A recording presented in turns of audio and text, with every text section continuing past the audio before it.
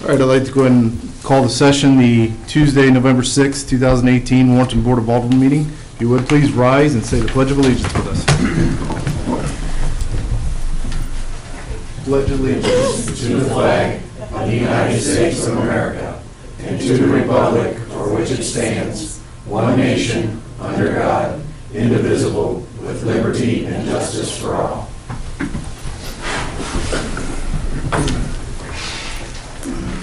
Next item would be the consent agenda. We have the regular and executive session minutes from October 16, 2018, and the special meeting minutes from October 30th, 2018. I'll entertain a motion to approve the consent agenda items. So moved. Second. Motion made by Alderman Deloy, seconded by Alderman Schultz. Roll call vote. Alderman Deloy, Yes. Alderman Schultz? Yes. Alderman Shell Harvey? Yes. Alderman Costello? Yes. Alderman Ock is absent. Alderman Miller? Yes. And this is about the appropriate time for me just to let you know.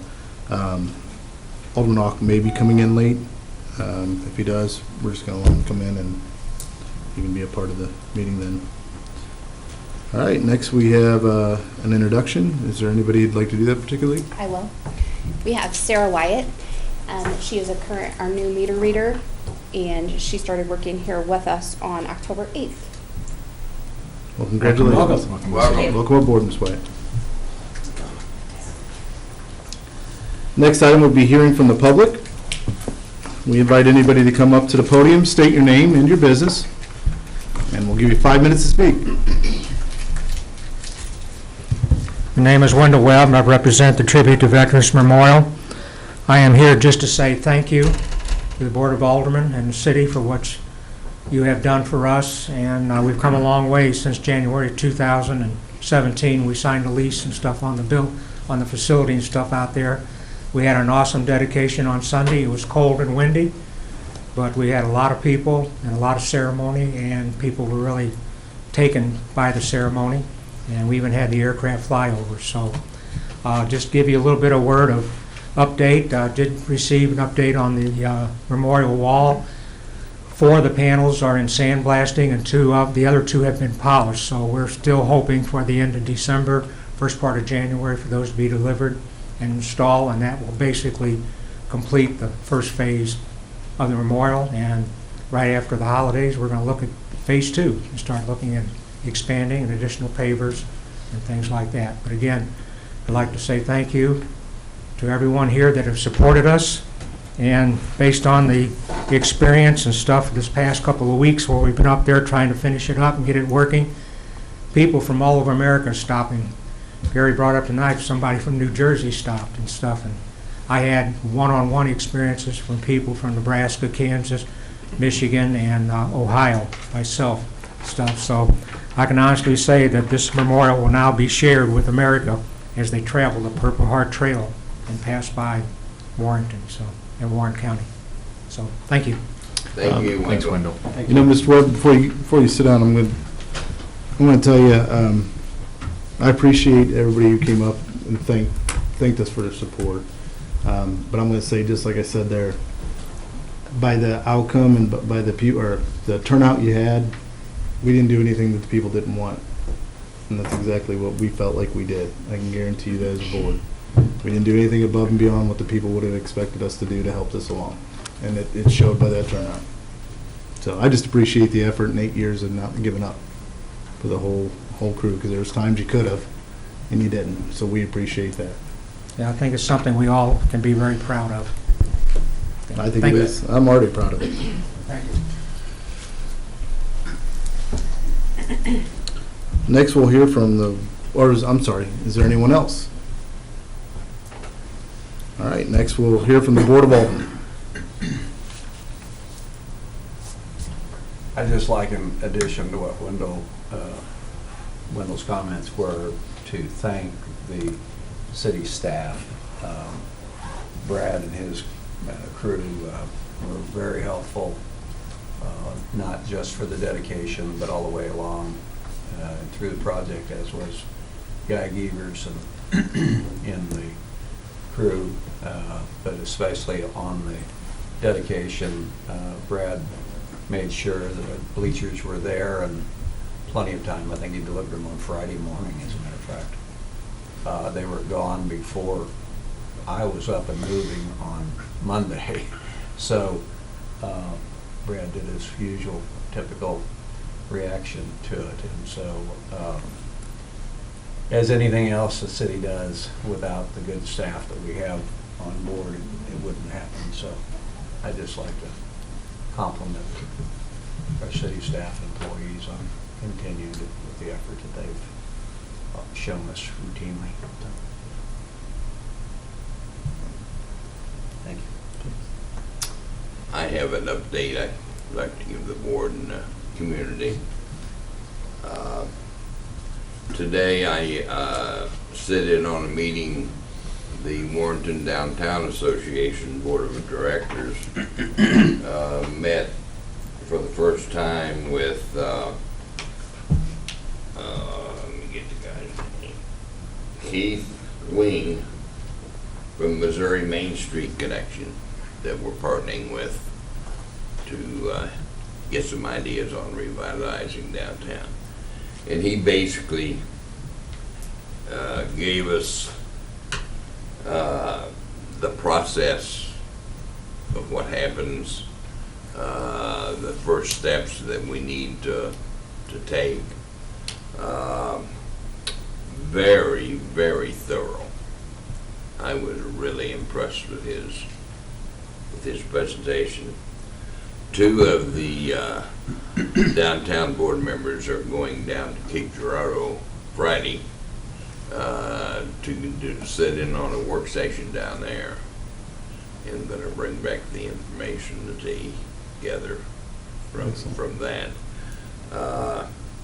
But probably in January,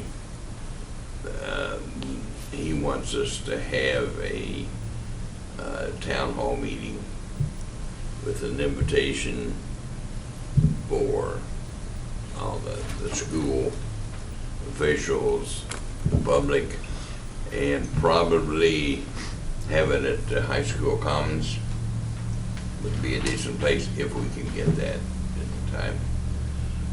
He hasn't set a date yet, but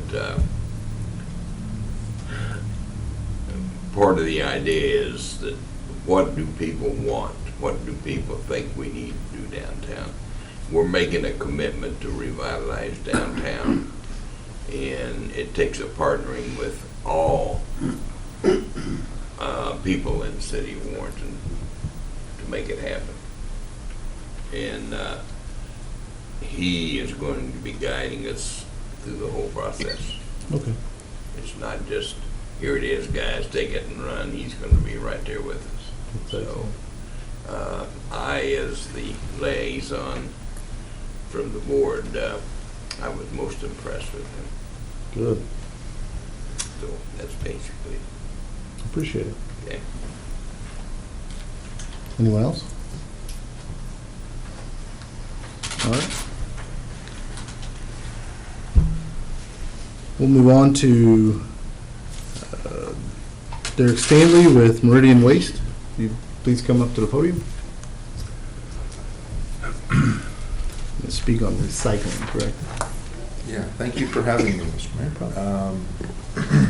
I'm here tonight really just for informational purposes to brief you on where things are with recycling going forward.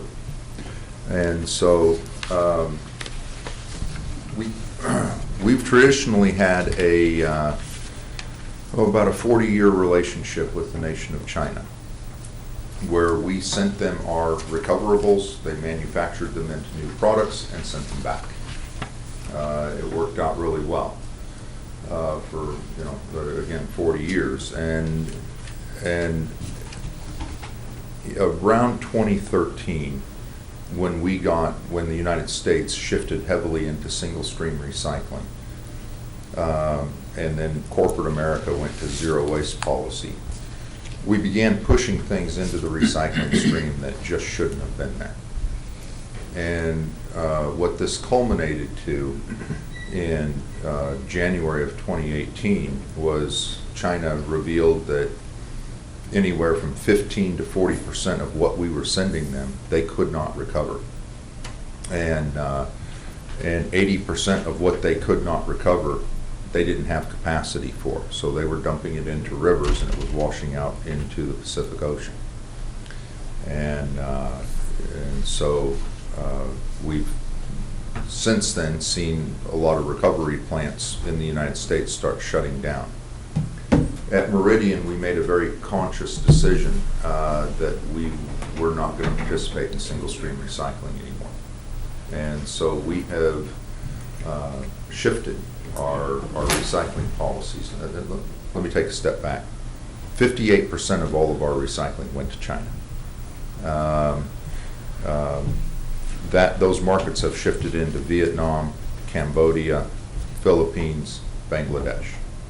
And those countries are even less prepared than China was to handle the material. So we made a choice to shift to dual stream. And our initial thought was that we were going to discontinue recycling services except for a very select few municipalities that we would have markets for. And basically we were going to take our best recycling customers, convert them to dual stream, and try and go at it that way. On the bright side, we know that as those factories shut down in the Far East, they're opening in the United States. Over the next 3 to 7 years, a lot of jobs will be created in the United States as a result of those industries coming back. Recor, just cited in Sedalia, a new steel plant here in the state, will have many to follow. And that's as a direct result of what's happening in China. But we were able to, here in the last 2 weeks, arrange a partnership with WCA in Kansas City, which is a regional MRF, materials recovery facility, that is working on converting themselves to dual stream, and they will take our materials. So what we are doing, and it just so happens to be that their landfill has a shortage and our landfill doesn't, and so we're shipping them our single stream and they're shipping us back their trash. So we'll be able to preserve material here in this market area, but we will require a change in how we recycle. Going on a go-forward basis, we will collect 1, 2, 3, 5, 7 plastics, non-black. In other words, if it's black plastic, we can't take it. Aluminum, tin, and steel, we'll collect those at the curb. And then we will set up a drop-off point or multiple drop-off points, if that's what you want, for corrugated and mixed paper. And then we're discontinuing collection of glass altogether. And I'd be happy to respond to any questions. We haven't worked out any of the details. We're communicating with city staff on this, but that's the kind of the big picture. Questions? I don't know that I personally have any. You would. I said I don't know that I have any personally. Are you expecting any price increase as a result of the changes that you've seen in your industry in the recycling back to the consumer? It's possible. We haven't finished running the performance for your community yet. I think staff, that would be the first thing they'd want to know is what we need to be planning for in the future, because I think we are a city that is committed to recycling. But it's, we're obviously midway through our budget year this year. I can give you the economics of this on a macro level. Prior to November 1st, we used to dispose of our single stream recycling here in St. Louis or ship it for recovery at $45 per ton. As a result of what we have been able to work out by shipping our material to Kansas City, our price is going to go up somewhere in the neighborhood of $150 per ton. But once we get the stream converted to dual stream, if we're able to get into the St. Peter's materials recovery facility, the price will go to zero. So your price is I mean, the economics are, your baseline is basically 45. It's, in essence, tripling, but then it will actually go back to less than it was before once we make the conversion. So, What, do you have, like, what percentage of the residents in Warrenton recycle? I know you have the trash pickup and the recycling. Do you have a percentage of what residents in? I don't have exact numbers for you. I can tell you that Warrenton is actually one of our very best recycling customers outside of St. Charles and St. Louis County. It's actually quite remarkable how clean your material is here, which is one of the reasons why we really anguished with discontinuing here, because you have a population that works at it, and this is a very unique community. Thank you. And one we certainly don't want to lose. So, And that'd be the only thing I could say is we're big on educating our public. So as soon as the information is able to be transpired to our city staff, we'd like to probably get it out to the public as much as and possible. so our concept of education with the public is, I mean, we can't have our drivers do it. No, I I understand. mean, they just, it's not that they couldn't do it, they just shouldn't. But you met some of our people? No, they're great at hauling garbage, but I don't think they're great at explaining recycling.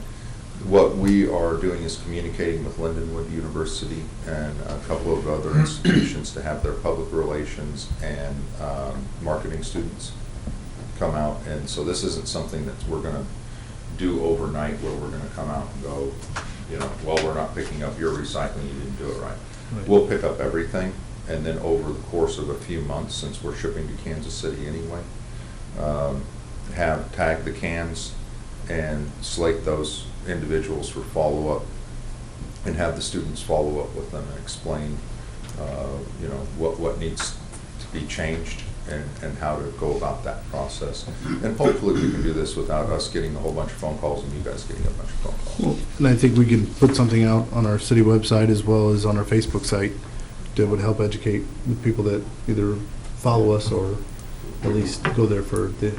We think you guys are actually going to be not that difficult to convert. We were surprised by the O'Fallon stats. O'Fallon made this conversion. All of the cities of St. Charles County have made this conversion or are in the process of making it, with the exception of the city of St. Charles. But O'Fallon made the conversion, and we thought it was going to take months for that to pan out, and they literally made it overnight. And it was, we were floored. We couldn't believe what we saw. So I think a lot of it is the public knows that single stream isn't working. Kind of the veil is off of that, and they want to do the right thing, and we're offering a way for that to happen. And people are doing it. It says a lot. One of the things I would like to, on a couple instances, I would like to commend your workers on trash pickup. I know there was one incident in our neighborhood where people put their trash out. Well, there was a couple bags and stuff, and they didn't get picked up that day, so the animals got to them. And usually, I thought, well, who's going to pick up? And your people cleaned up very well around it. And then I saw one other incident. I just happened to be driving by and saw the guys picking up some that had been spread out like on the sidewalk and that. So I would like, in those two incidences, I would like to commend your people. I don't know if they do it all the time, but those guys were on top of it. So well, I can tell you why it is that way. We're like anybody else. We're dealing with the millennial population coming up, trying to train them to do this business, and it's getting more difficult for CDL drivers and finding people who want to work and whatnot.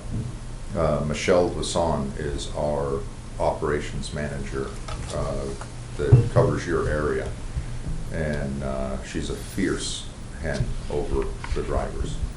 And if I were on a collection route, I would not cross that woman. Please pass that along to her. Yeah. It's commendable, I think. Yeah, she has a very close relationship with her drivers, and she's a mother of like 4 kids. I don't know how she does it, but anyway, she does it. This goes back to the, actually the fall festival that we had. Yes, sir. And, Yeah. you had some, folks assigned to keep trash Yes. in the containers. I was in awe at how good they did. They were actually running from place to place to make sure the trash was Well, in good. the containers. They've Well- done an awesome job. And these were millennials that you're talking about. Yeah, that was, Yeah. that was a combined effort of Michelle's Henning and Miss Brandy's organization. So, You can pass it on Yeah. that they done a fantastic job. okay, thank you. Any other questions? I appreciate it. Thank you for your time Thank you. tonight. So before I move on to our city administrator, I did want to say, if you're not aware of it, Schnucks will be doing its grand opening tomorrow. I believe the store itself will be opening up at 7, but the ceremony for the ribbon cutting will be at 9 o'clock. So we encourage everybody who's listening or word of mouth, pass it along. And the way I understand it, they're going to have some pretty good deals, and especially this weekend, they're really opening it up. So. Next, we'll hear from City Administrator Terry Thorne. My first item for you this evening is to discuss our January 1st regular board meeting. My presumption is that none of you are going to want to be here on New Year's Day for a regular board meeting. So the question is, do we want to cancel that meeting or reschedule? The next meeting would be January 15th for a regular board meeting, and we also have a planning meeting on January 10th. So it's a pretty slow time of the year, so I don't think we would really miss it if we decided to just cancel that and then have our regular January 15th board meeting. I make a motion that we cancel the January 1st board meeting because the 10th going on is a planning meeting, and the 15th, I think that's enough for the month, so. Second? Motion made by Alderman Shell Harvey, seconded by Alderman Costello. Roll call vote. Alderman Schultz? Yes. Alderman Shell Harvey? Yes. Alderman Costello? Yes. Alderman Ock? Yes. Alderman Miller? Alderman Yes. Deloy. Yes. Motion passes 6-0. Okay. And my next item is really a clarification. So a few meetings ago, we talked about changing downtown parking and creating the 24-hour parking zone. And we had a discussion and decided that we would put up signs at each end of that zone, and we're prepared to do that. So I started writing a letter to all the downtown businesses and property owners explaining what the change was that was coming. And fortunately, I opened up my code book to that page, and when I realized that we left the 24-hour parking on the side streets, it made me question if that's what our intent really was. So I wanted to clarify with all of you before I actually sent this letter out to everyone downtown and confused everyone. Because I believe that from that meeting, we intended to keep the 24-hour parking on downtown, but not to have 24-hour parking on the side streets. And it's really the side street from Main Street to the alley on both sides of the road, north and south. I agree with you. I think that was pretty much the consensus. That was my understanding. Okay, so it's just Just Main Street. just the That's, side that's what I streets. thought one I side recalled, street. but I wanted to make sure. So there is an ordinance that Melody's prepared later on at the end of the meeting when we do typical ordinances. And what that ordinance will do is leave the 24-hour parking on Main Street, but remove that part that dealt with the 24-hour parking from Main Street to the alleys. Okay. All right? Excellent. And I do have a letter prepared to go out, so once we get this change done, there will be a letter that will go out to all the downtown businesses and property owners that explains the change in parking.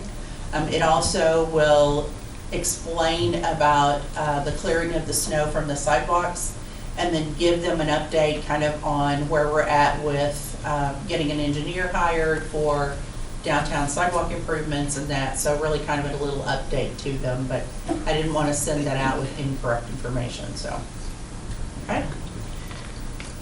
Next, I have for you to fulfill one of our requirements related to the Warrenton Commons, Schnooks, if you will, Community Improvement District. There is a requirement in the state statute that for any community improvement district that there is an annual report. This annual report did not have a lot of information to it because they have not collected any funds. So it's a $0 report, but it does show a reporting period of July 1st, 2017 through June 30th, 2018. The district was formally established on January 16th, 2018, and the CID sales tax was effective October 1st, 2018. And as I said, they have 0 revenues to report as of this date. The primary purpose of the district was to construct and repair, maintain, and equip the public improvements within the CID boundaries, which is the Schnooks property behind Walgreens. So that would fulfill our requirement that we report on that community improvement district. The report will be very different next year because they will be in operation for quite a period of time and will reflect the collections that they've made through the community improvement district. And this report still had Gabrielle listed as the board director? They will update that as they have. They don't meet regularly, so they will need to have a new member assigned. Which would be somebody from the city or? Yes, we have 2 members that sit on that particular board. So we'll put someone else into that position. Any questions? Okay, we're gonna move on. You have in your Dropbox file excerpts from the engineering contract for the North Highway 47 sidewalk project. There were several engineering firms who submitted in response to the RFQ for this project. Since this is going to be the cost share project with MoDOT, if you recall, or submitting a cost share application, we have to follow all of those requirements so that we don't have something that we are approved for cost share, but then our procedures did not follow. So those submittals were all evaluated. Evaluations by staff were then sent to MoDOT for review, and we're now at that point where we are ready to award the contract for that engineering. CMT was the highest scoring engineering firm, which isn't surprising since they had already spent many hours working on the preliminary report, if you recall, for us. Total of the proposed contract is $313,210.42. It includes all of the preliminary and construction plans, as well as the right-of-way surveys and plans. It also includes construction inspections, so that once the project is underway with construction, they'll be doing the inspections for that to make sure it meets all of those MoDOT requirements. And it also includes $32,004, which is for a sub for the geotech work that will be required to be done. The only other contracted service that we'll be looking at will be hiring a firm to actually work on the right-of-way acquisitions, because this acquisition will have to follow all of the MoDOT right-of-way guidelines. So it'll be very intricate, it'll be very drawn out, it will take some time, and I believe there's approximately 30 different pieces of property that are going to have to be dealt with. So that will be what will seem to be the longest of any part of this project, is getting the right-of-way taken care of, getting all of those legal requirements met to be able to meet those MoDOT requirements. I take it MoDOT will have to approve who we choose to do that, or will they recommend? CMT is on their list of approved contractors. They have a list of approved engineers.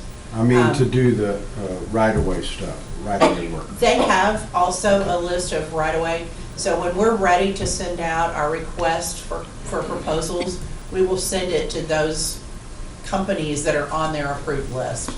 Because you want someone who's very familiar with all the MoDOT requirements to make sure we don't miss a step or do something wrong. So that's who we will send the request out for proposals when we get ready to do that. But we have a little bit of time because there's all the things that we have to go through before we get what MoDOT calls an A date. And prior to that, you cannot have any kind of right-of-way acquisition going on. So we'll have to follow that process. Any other questions? All right, I'll entertain a motion to approve the North Highway 47 sidewalk engineering contract to CMT in the amount of $313,210.42. So moved. Second. Motion made by Alderman Schultz, seconded by Alderman Miller. Roll call vote. Alderman Shell Harvey? Yes. Alderman Costello? Yes. Alderman Ock? Yes. Alderman Miller? Yes. Alderman Deloy, Yes. Alderman Schultz? Yes. Motion passes 6-0. And just to let you know, if everything goes according to plan and the timing of what we've submitted on our cost share application to MoDOT and following their guidelines, preliminary plans would be submitted to them at the end of December of this year. So there's been some work already done as the study was being done, which is what allows that to happen so quickly. Right-of-way acquisition would be from August of 2019 to November of 2020. If we can complete that sooner, then that will speed the project up. But this is assuming that there are pieces of property that have to go to condemnation and allowing the time for that process to play out. So as I said, if it's positive and we don't have to go through that, it will help speed the project along. With a letting date for construction of March of 2021. So it sounds like a long time, and when I looked at it, I was a little bit disappointed, honestly. But as it is a MoDOT cost share project, you have to follow the timelines and all the pieces that are required. So it is stretched out a little bit more than what we would hope. But the good news is it is in the process, and hopefully in December, when the cost share committee meets, we will get a positive response from them that they've accepted our cost share application and they will participate with 50% of the cost of the project. So Kind of breaking my own rules and jumping around here for a minute. go ahead. Awesome job on the sidewalks on South 47.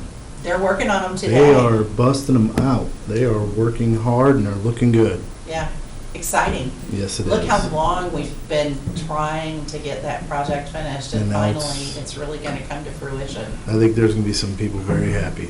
I think so too. It's amazing. Okay. Have a couple of operational updates for you. We are going to be making a change in our code enforcement staff. If you recall previously, code enforcement was under the building department.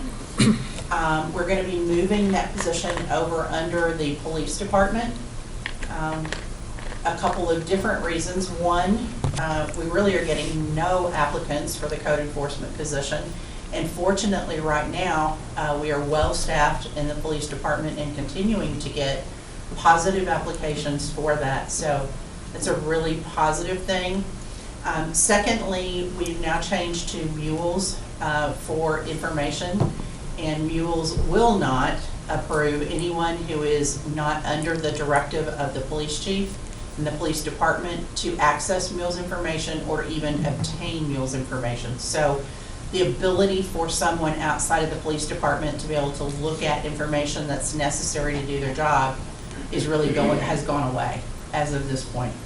Other than that, it would provide a full-time officer. I think there's some benefit to it being a uniformed officer coming up to the house and discussing with people their code violations. Both the chief and the lieutenant, we've had several discussions about this and they feel very positive about that. So we will start working on getting that transition made fairly quickly and hopefully get someone back into code enforcement. The other thing it allows us to do that we've talked about is to have someone, particularly in the winter, when the grass is not growing as fast, to still have someone out there, but maybe with a focus on our parks and trying to help us with some of those issues that we've had out there in parks recently, spending a little bit more time out there and paying a little bit more attention. As they're patrolling for code enforcement, they can also be spending time in the park. So we think it serves a dual purpose and that it's the right move. As far as budget, there's really little effect from a budget perspective. It just means we're going to be moving dollars around from one department to another. So wanted to let you know that that's forthcoming. We have recently had some complaints or some concerns, let's call it, from the new park. I believe that there are some folks who live in Lake Chateau that have some concerns. Some of those were a dusted on light that they felt like was shining into the backyard and maybe into the bedroom windows. We had staff investigate that today, and it is a security light that if we change it, we're going to leave dark spots around our aquatic center. And we have been very careful in lighting plans and looking at that to make sure that we're not providing an opportunity for an unsafe situation, because we have visitors going in and coming out of the aquatic center after dark, and we certainly want to keep all those areas lit. So we will not be making a change in the lighting at the aquatic center. There also was a concern about traffic currently traveling on the extension of Warrior Avenue at high rates of speed. There are not speed limit signs there now, but Brandy tells me we're already in the process of getting those done, and the chief has recommended a 15-mile-per-hour speed limit there. So those signs should be going up in the future, and hopefully that will help that, although my guess is it's going to take some focused patrol and some officers to convince people that they really do need to adhere to what's on the sign. That's no different than anywhere else in town. Just because you put the sign up doesn't mean they're going to slow down. So we probably will help to put some officers out there with a focused patrol to encourage individuals to really slow down and be careful on that roadway. But signs will be going up. There have been concerns about individuals being in the park after it was locked up. We did confirm that we do have patrol going out there, but their procedure is to pull up to the gate, get out of their vehicle, open the gate, pull their vehicle in, close the gate, and get back in their vehicle and patrol. By the time they're in the vehicle and moving, there's a really good chance that anybody who is on foot in there is now well hidden or is long gone. So it's not that the patrol is not happening, it's just this is one of those situations where if they're on foot, they can get away fairly easily without being seen. So, But, Carrie, you have verified that we're closing the gate? yes, the gates are being locked by the police department Okay. every day. So, Perhaps they're seeing the police cars going in and thinking that it's... well, that could very well be I true. didn't understand the complaint that I received, at least, to be pedestrian or walking traffic. This person thought there were people driving in there, and I said, well, I think there's gate. I know we've got it gated. Yes. And so, thank you. And I could see where they could think, if you get in the lower parking lot, Yeah. sometimes it appears like you're in the park, but it's actually the parking lot to the pool. Yeah, yeah. And I know some of the, I've been up there when some of the staff was pulled to talk away from the building to talk before they go home. Mhm. That could seem like they're in the park as well. Thank you. Yeah, there was also a concern about the need for additional fencing or barriers at the end of the fencing that we put up.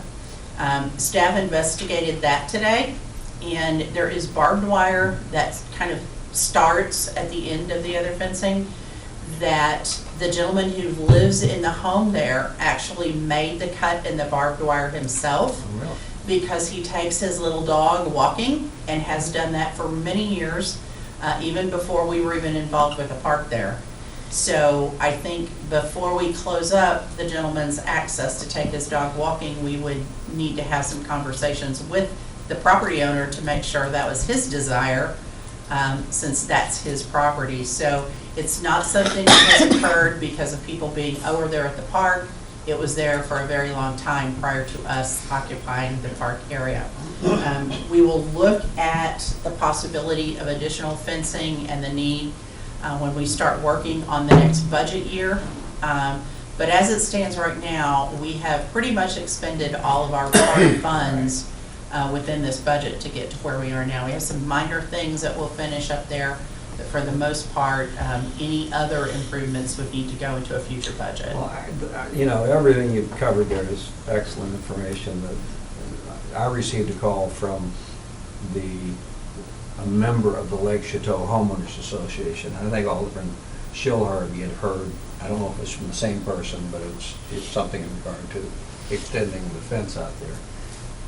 It was their understanding that kids had cut the fence. I was looking at it when I was actually talking to her on the phone, and you can see a path there. So I think it is important that that's a homeowner's property and access, and I think the homeowners association will need to take that into account. Right. Because it is his property, not theirs. Yeah, our understanding from today is that the worn path was worn there a long time ago by this gentleman taking his Great. dog for a walk onto that property.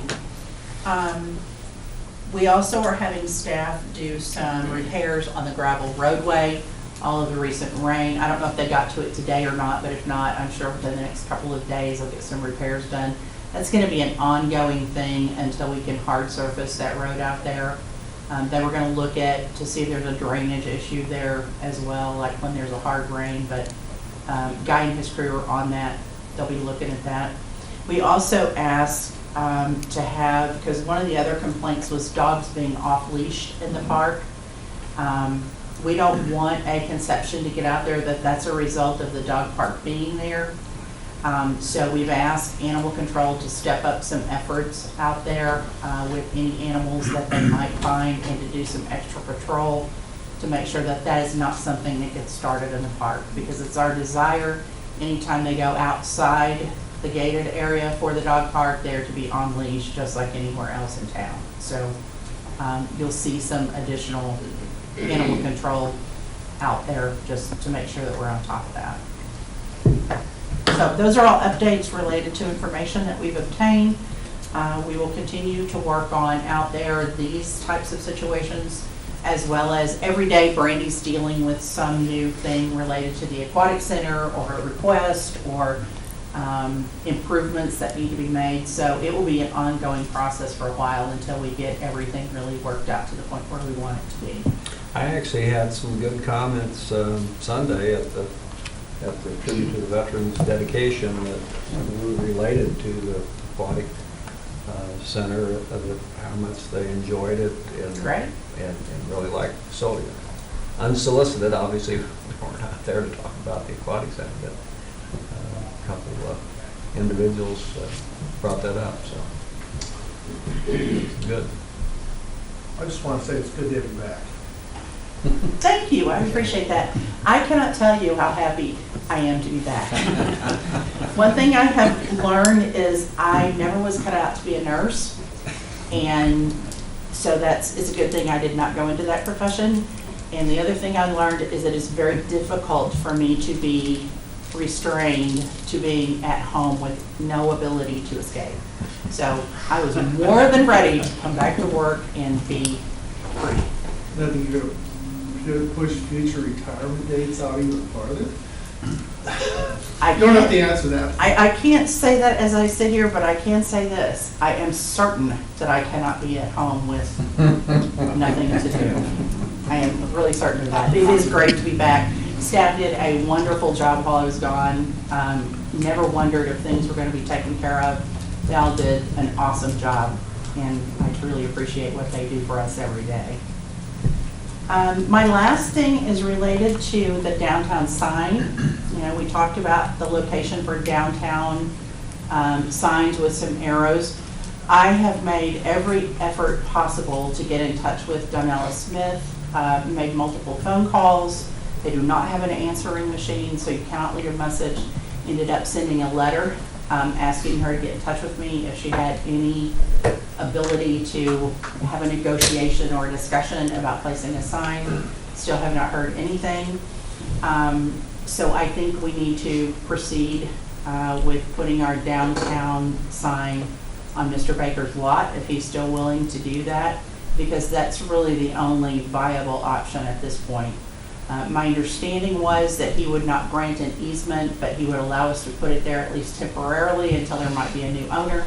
So we'll be working on the necessary paperwork to make sure we get that ironed out so that we can get that sign placed. So wanted to give you that update, and that's really all I have. Excellent. Thank you Thank for you. bringing that up. That was a question I had for you. What the Yeah, it's status of just, that? you know, I wanted to exhaust all the efforts to try to get in touch with her and see if there was any possibility, and it appears there is not. We have, at least should have, no political signs in the corner there to block our sign when we put it there. What we will do, I talked to Chris about it today, and what do we need to do to get this started. So we will print a GIS of that lot, and we'll indicate on there where we would ask to place the sign, and then we will ask Mr. Baker for approval of that specific location, and then we should be able to move forward. Okay, thank you. You're welcome. Next, we'll hear from Director of Operations, Brandy Walters. Good evening. The first thing that I have on my list is the monthly marketing and business support report. This is from October. It's kind of slowed down as far as our contacts go. I think a lot of folks are waiting for that Rule King to come in. One thing that this report, that I want to change on this report that it doesn't indicate is the inquiries that we get on vacant lots. We've gotten a lot of inquiries on vacant lots. They don't necessarily tell us what they're going to do. They're just calling and wanting to know what the code is or what the zoning is or something like that. They're looking into it. And I've gotten a lot of calls myself regarding that. So I wanted to let you guys know we are getting some phone calls. The other thing that I had on there, like the mayor had mentioned, is tomorrow is the Schnucks ribbon cutting at 9 a.m. So you're getting calls, I assume you're talking about commercial lots. Yes. Yeah, they're looking for the commercial zoning, things that they don't have to do conditional use permits. They're wanting to know if something that they're wanting is a permitted use. Okay. All right. That's good. Any questions on that? The next thing I have is the monthly admin report. On there, as you can tell, we have not had any accidents this in October. I also wanted to point out that we had Hometown Halloween in October, which turned out to be a good event. We just participated with the WDA. We'll do the same this month with the next month with the Hometown Christmas. And as far as Facebook, we're really pushing Facebook with our information on the Aquatic Center, getting out there. Like we just promoted some toddler time and doing some advertising for the lap swimming and the aquatics, the aerobics, water aerobics and all of that good stuff, trying to get that pushed out there more and more. Do we have a connection with Silver Sneakers? I actually have sent in for information on that. I've got information on it, but we have to apply to be an actual center. So I've sent that in and awaiting for them to give me the feedback on that. Sounds like a great program. It is. Any other questions? Mayor, I'd like to ask Randy, have you had any inquiries about the downtown Christmas program? Is that something that's going to come through the downtown association? The Hometown Christmas? Yes. Hometown Yes, Christmas. that's going through WDA. We're just Okay. participating in it. Okay. I had a question today about being able to roast chestnuts on open fire, and I said, probably need to check with the fire department.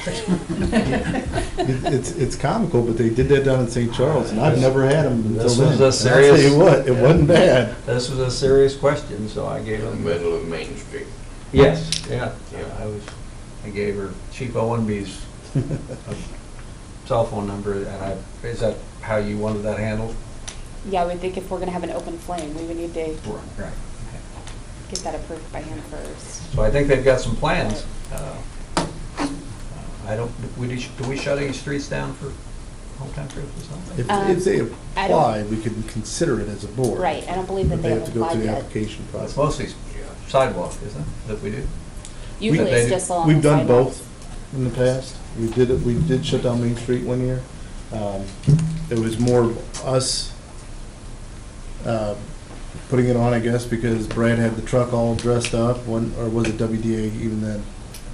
I can't remember that year. It's always been in conjunction with WDA. The truck dressed up, I thought was awesome that year, the way he did that. That was for the parade. I thought that was phenomenal. And I don't know if they're having a parade. Yeah, I don't know that answer. I haven't heard anything about My a inquiry was parade. over roasting chestnuts, so. I can tell you if they do, I'd love to see Brad do that again if we can do it, because I think I heard a lot of kids think that was the coolest thing, the way he did it, and Brad's a genius when it comes to that kind of stuff, so. Remember when the Board of Aldermen put together a float? You call that? Yes, I recall that. Was that good, huh? Yeah, oh, it was great. They will be requesting Main Street to be closed down. Great. Yeah. The only other thing that I have for you is on December 14th at noon, we will have our employee awards banquet. December What's the 14th date? at noon. The 14th, December 14th.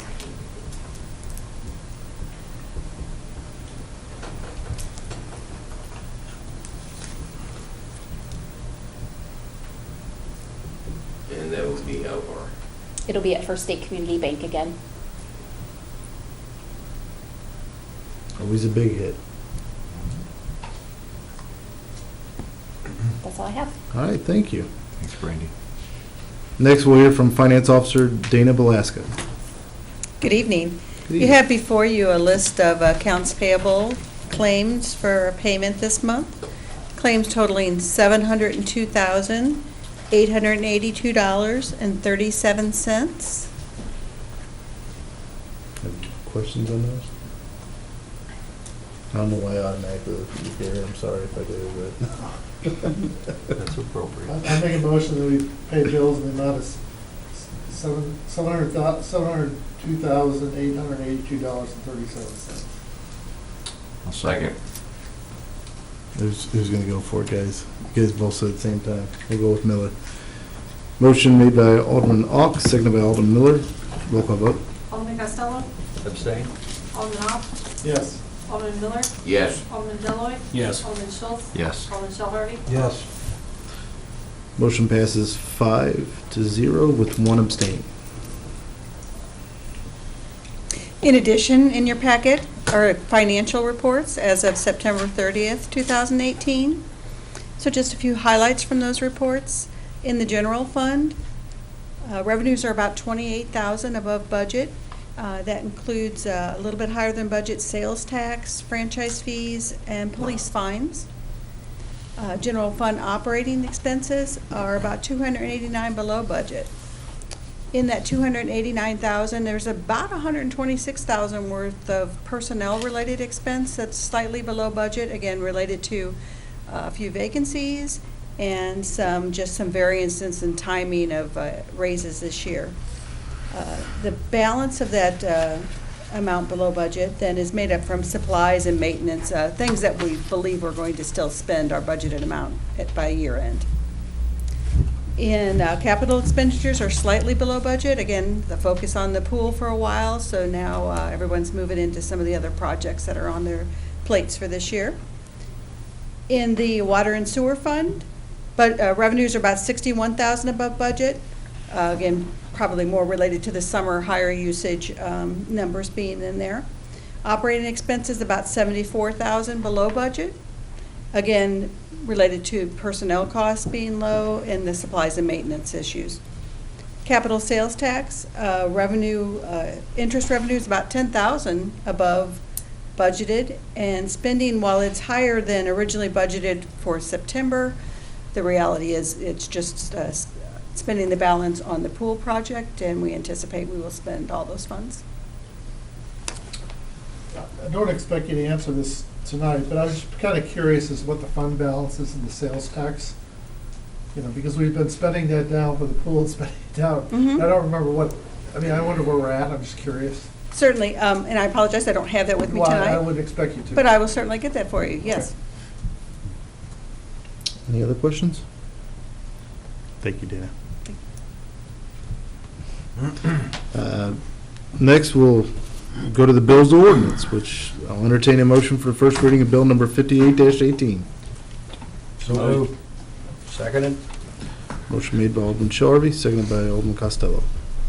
An ordinance deleting Schedule 5, 24-hour parking of Title 3 Traffic Code in accordance with Section 365.040 and inserting a new Schedule 5 Title 24-hour parking. I'll entertain a motion for the second reading and passage of bill number 58-18. So moved. Second. Motion made by Alderman Schultz, seconded by Alderman Deloy. An ordinance deleting Schedule 5, 24-hour parking of Title 3 Traffic Code in accordance with Section 365.040, inserting a new Schedule 5 titled 24-hour parking.